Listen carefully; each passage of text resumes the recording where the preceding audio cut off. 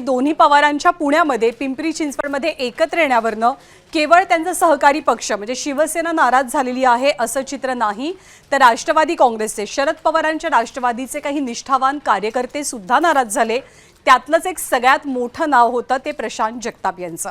काका आणि पुतण्या हे दोघं जण एकत्र येतात म्हणजे दोन्ही राष्ट्रवादी एकत्र येतात हे समजल्यानंतर प्रशांत जगतापांनी थेट भूमिका घेत आपल्या पदाचा राजीनामा दिलेला होता, राष्ट्रवादीला सोडचिठ्ठी दिली आणि त्यानंतर प्रशांत जगताप यांनी आज काँग्रेसमध्ये प्रवेश केला। पुणे महापालिका निवडणुकांसाठी काका पुतण्या एकत्र येण्याच्या हालचालींमुळे जगताप नाराज झालेले, त्यांनी या युतीला तीव्र विरोधही केला।